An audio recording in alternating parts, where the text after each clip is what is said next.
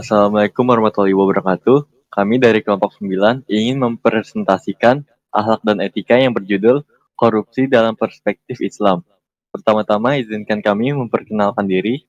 Nama saya Suraji Saputra dengan NPM 2021 4350 1587. Nama saya Reza Nugraha dengan NPM 2021 4350 1559. Kami di sini menjelaskan dalam 4 materi. Yang pertama ada pengertian korupsi dalam perspektif Islam. Yang kedua ada dalam dampak korupsi. Yang ketiga ada pencegahan kejahatan korupsi. Dan yang keempat ada peran mahasiswa dalam penanggulangan tindak pidana korupsi. Yang pertama pengertian korupsi dalam perspektif Islam. Dalam perspektif Islam, korupsi dipandang sebagai tindakan yang sangat tercela dan bertentangan dengan nilai-nilai moral yang diajarkan oleh agama ini. Korupsi didefinisikan sebagai penggunaan kekuasaan, harta, atau jabatan dengan cara yang tidak benar atau merugikan kepentingan umum, dengan tujuan memperkaya diri sendiri atau kelompok tertentu, seraya mengorbankan keadilan dan kesejahteraan masyarakat secara keseluruhan. Pandangan moral Islam menekankan pentingnya kejujuran, integritas, dan keadilan dalam semua aspek kehidupan, baik dalam urusan pribadi maupun publik. Korupsi dipandang sebagai salah satu bentuk dosa besar yang merusak hubungan manusia dengan Allah. Dan dengan sesama manusia, konsep amanah yaitu kepercayaan dan tanggung jawab untuk menjaga harta dan kekuasaan dengan baik. Menjadi landasan utama dalam penilaian terhadap perilaku korupsi. Korupsi dianggap sebagai pengkhianatan terhadap amanah yang diberikan oleh Allah kepada manusia untuk menjaga dan menggunakan nikmatnya dengan sebaik-baiknya. Dengan demikian, Islam mendorong umatnya untuk berperan aktif dalam memerangi korupsi dan mempromosikan kejujuran, integritas, dan keadilan sebagai fondasi utama untuk membangun masyarakat yang adil dan bermoral. Salah satu ayat yang menyinggung tentang korupsi atau riswah dalam Al-Quran dapat kita temukan dalam surat Al-Baqarah ayat 188 yang artinya, dan janganlah sebagian kamu memakan harta sebagian yang lain di antara kamu, dengan jalan batil, dan janganlah kamu membawa urusan harta itu kepada hakim. 2. Dampak dari korupsi. Dalam perspektif Islam, korupsi memiliki dampak yang sangat merusak dan bertentangan dengan prinsip-prinsip moral serta nilai-nilai yang ditegaskan oleh agama ini. Salah satu dampak utama korupsi adalah terjadi kesenjangan sosial yang semakin dalam antara kelompok yang kaya dan yang miskin. Praktik korupsi cenderung memberikan keuntungan bagi golongan yang memiliki akses kekuasaan dan sumber daya, sementara merugikan mereka yang kurang mampu secara ekonomi. Hal ini bertentangan dengan ajaran Islam yang menekankan pentingnya keadilan sosial dan solidaritas antar individu dalam masyarakat. Yang tak kalah penting adalah dampak korupsi terhadap kehancuran moral dan etika dalam masyarakat. Perilaku korup yang tersebar dan diterima sebagai sesuatu yang biasa merusak nilai-nilai kejujuran, integritas, dan tanggung jawab. Hal ini bertentangan dengan ajaran Islam yang menekankan pentingnya moralitas dan integritas dalam setiap aspek kehidupan. Oleh karena itu, pemberantasan korupsi bukan hanya menjadi tugas pemerintah, tetapi juga merupakan tanggung jawab setiap individu dan masyarakat secara keseluruhan sesuai dengan ajaran agama. 3. Pencegahan kejahatan korupsi. Pencegahan kejahatan korupsi dalam perspektif Islam melibatkan serangkaian tindakan yang ditujukan untuk mencegah terjadinya perbuatan korupsi serta memperkuat sistem yang menjunjung tinggi integritas, keadilan, dan moralitas. Salah satu fondasi utama dalam pencegahan korupsi dalam Islam adalah pendidikan moral yang kuat, yang dimulai sejak dini dalam lingkungan keluarga dan diperkuat dalam melalui pendidikan formal dan informal. Islam mengajarkan nilai-nilai kejujuran, integritas, dan tanggung jawab yang ditanamkan dalam setiap aspek kehidupan masyarakat. Prinsip transparansi dan akuntabilitas juga ditekankan dalam Islam, di mana pemerintah dan institusi publik diharapkan untuk beroperasi secara terbuka dan bertanggung jawab dalam setiap kegiatan mereka, termasuk dalam pengelolaan keuangan dan pembuatan kebijakan.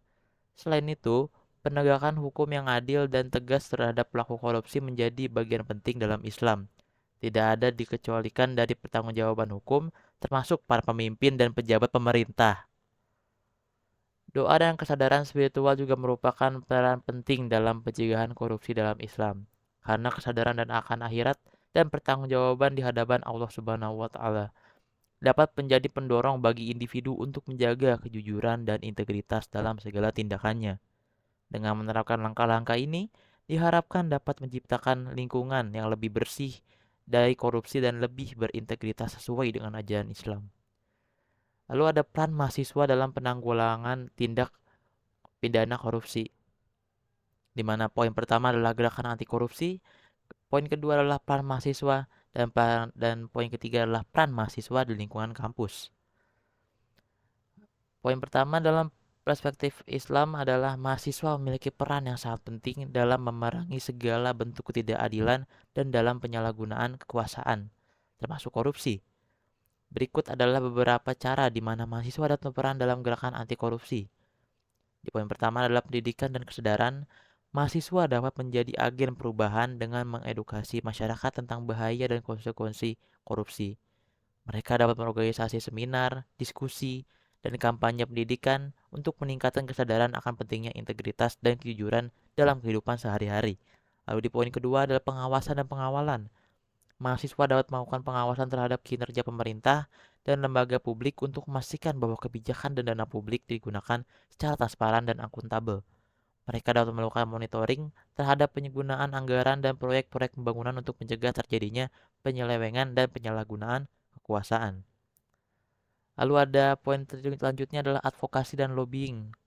Mahasiswa dapat menjadi advokat baik reformasi kebijakan dan tata kelola pemerintah yang lebih baik. Mereka dapat melakukan lobbying kepada pemerintah dan lembaga legislatif untuk mengusulkan perubahan-perubahan yang memperkuat sistem pengawasan dan penegakan hukum terhadap korupsi. Dan poin terakhir ada aksi sosial dan kampanye. Mahasiswa dapat mengorganisir aksi sosial dan kampanye publik untuk menyuarakan penolakan terhadap korupsi. Mereka dapat menggalang dukungan masyarakat dalam upaya pemberantasan korupsi melalui petisi, demonstrasi, dan kegiatan-kegiatan sosial lainnya. Lalu ada peran mahasiswa. Dalam perspektif Islam, mahasiswa memiliki peran yang sangat penting dalam penanggulangan tindak pidana korupsi. Sebagaimana yang diajarkan oleh ajaran agama, berikut beberapa peran mahasiswa dalam konteks ini. Pertama, pengawasan terhadap kinerja pemerintah. Mahasiswa dapat melakukan pengawasan terhadap kinerja pemerintah dan lembaga publik untuk memastikan bahwa setiap kebijakan dan penggunaan anggaran dilakukan secara transparan dan akuntabel. Hal ini sesuai dengan prinsip-prinsip tata kelola yang baik dalam Islam. Dan selanjutnya adalah advokasi dan peran aktif dalam reformasi. Mahasiswa dapat menjadi suara bagi perubahan yang lebih baik dalam sistem pemerintahan dan penegakan hukum. Mereka dapat melakukan advokasi untuk mendorong reformasi kebijakan yang lebih sesuai dengan prinsip-prinsip keadilan dalam Islam. Lalu ada pelapor aksi sosial dan kampanye. Mahasiswa dapat berorganisir aksi sosial dan kampanye publik untuk menentang korupsi dan mendukung upaya pemberantasan korupsi. Dengan menggalang dukungan dari masyarakat, mahasiswa dapat memperkuat gerakan anti korupsi. Lalu ada peran mahasiswa di lingkungan hidup. Peran mahasiswa di lingkungan kampus sangat penting dan penanggulangan tindak korupsi sebagai berikut. Berikut beberapa peran mahasiswa dalam konteks ini. Pertama, pendidikan dan kesadaran. Mahasiswa dapat menjadi agen perubahan dan meningkatkan kesadaran tentang bahaya korupsi di lingkungan kampus. Mereka dapat mengadakan seminar, diskusi, kampanye, edukasi untuk menyebarkan informasi tentang konsekuensi dari tindakan korupsi dan pentingnya menjaga integritas. Yang kedua ada pengawasan internal. Mahasiswa dapat melakukan pengawasan internal terhadap aktivitas dan kebijakan di lingkungan kampus. Mereka dapat membentuk lembaga pengawas atau ombudsman mahasiswa untuk memantau penggunaan dana, transparansi proses seleksi, dan keadilan dalam penyelenggaraan kegiatan akademik. Selanjutnya adalah penerapan prinsip keadilan. Mahasiswa dapat memperjuangkan penerapan prinsip keadilan dalam lingkungan kampus, termasuk dalam hal seleksi mahasiswa baru, pemberian beasiswa, dan penilaian kinerja dosen. Hal ini dapat dilakukan untuk mendukung proses yang transparan dan adil. Sekian dari kelompok kami. Mohon maaf jika ada kesalahan dan kurang-kurang kata. Demikian, terima kasih. Wassalamualaikum warahmatullahi wabarakatuh.